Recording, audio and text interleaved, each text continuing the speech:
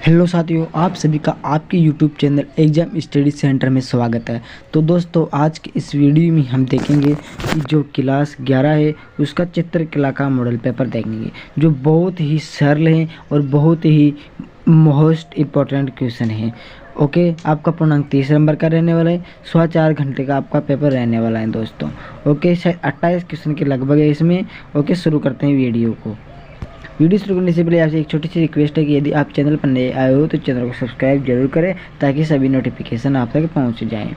तो दोस्तों, पहले का पहला है कि वस्तुनिष्ठ प्रश्न। पहला है भीमबेटका कहाँ स्थित है। तो भीमबेटका दोस्तों मध्य प्रदेश में स्थित है। कहाँ पर? एमपी में स्थित है साथियों। दूसरा है मृद भांड का क्या तात्पर्य है। तो मृद भांड का तात्पर्य है साथियों पकी हुई मिट्टी के बर्तनों से। किसके? पकी हुई मिट्टी के बर्तनों से इसका तात्पर्य है साथियों। और तीसरा है मूर्ति कला का परंपरागत केंद्र कौन सा है। तो मूर्ति कला का परंपरागत क्षेत्र मेरे हिसाब से साथियों गुजरात है। ओके साथियों, एक बार आप इसका स्पष्ट कर लेना साथियों कि कौन सा इसमें होगा। चौथा है यक्षिणी दीदारगंज से प्राप्त चाम्र गृहिणी की मूर्ति अब कहाँ है। तो साथियों ये है पटना में। कहाँ पर साथियों? पटना में है साथियों। पांचवा है कांस्य की नर्तकी की मूर्ति कहाँ से प्राप्त हुई है साथियों। तो साथियों ये मोहनजोदड़ो से प्राप्त हुई है। कहाँ से? मोहनजोदड़ो से, जो अभी वर्तमान में पाकिस्तान में स्थित है। कहाँ पर? पाकिस्तान में स्थित है साथियों। अगला देखेंगे हम दूसरा कि भारतीय राष्ट्र चिन्ह मौर्य काल से लिया गया है। कौन सा लिया गया है? तो सारनाथ है साथियों, जो मौर्य काल से लिया गया है साथियों। दूसरा है राजस्थान की प्रमुख लोक कला है। तो साथियों वही मांडना। कौन सी है साथियों? मांडना है। तीसरा है राजा महेंद्र वर्मन प्रथम के तमिलनाडु में का निर्माण करवाया। तो महेंद्र वर्मन ने दोस्तों मंदिर का निर्माण करवाया सबसे पहले तमिलनाडु में। चौथा है बादामी गुफा स्थित है। तो साथियों ये कर्नाटक में स्थित है। पांचवा है महाराष्ट्र की कोकला है। तो साथियों वही वर्ली। कौन है साथियों? वर्ली है महाराष्ट्र की लोक कला। ओके, तीसरे का पहला है भीमबेटका की गुफाओं की खोज वह कब किसने की। तो 1957 से 1957 और 58 के बीच में की थी। किसने की थी? डॉक्टर विष्णु श्रीधर वाकर्णकर ने की थी। किसने? वाकर्णकर ने।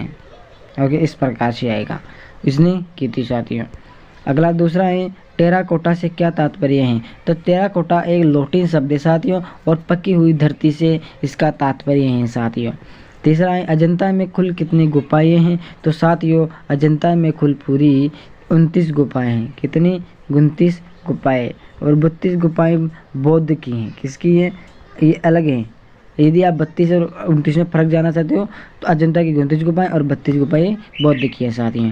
बौद्ध धर्म के 3 संप्रदायों के नाम लिखना है। तो थेरवाद है, महायान है और वज्रयान है साथियों। थेरवाद, महायान, वज्रयान। पांचवा है गणेश लेनी गुफा कहाँ स्थित है। तो गणेश लेनी गुफा साथियों महाराष्ट्र के पुणे जिले के जुन्नर से उत्तर में है साथियों।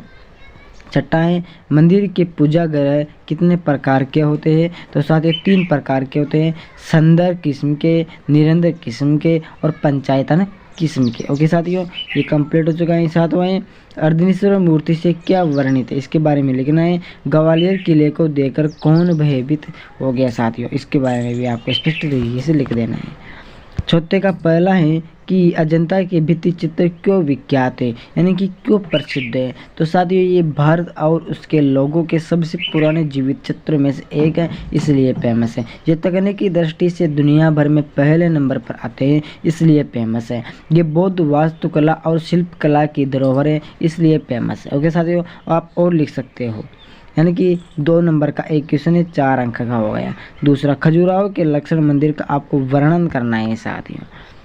अगला है 5वां का पहला है लुप्त मोम प्रक्रिया, यानी कि लोस्ट वैक्स प्रोसेस का वर्णन भी आपको करना है। 4 नंबर का एक क्वेश्चन है।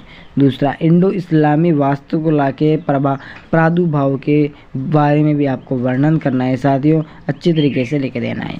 तो दोस्तों हमारे पूरे क्वेश्चन कंप्लीट हो चुके हैं। ओके, इसी प्रकार से आपके प्रश्न उत्तर आएंगे साथियों। 2 इसमें हो गया, 2 उसमें हो गया, 4 क्वेश्चन तो ये हो गए। ओके साथियों, 4 और 8 कितने हो गए, 8 4 और 12 क्वेश्चन ये हो चुके हैं। ओके 12-28 क्वेश्चन आपके आएंगे, आपको अच्छी तरीके से इन प्रश्नों के उत्तर देना है। ओके साथियों, कल मिलेंगे दूसरे नई वीडियो में। सभी दोस्तों को जय हिंद, जय भारत।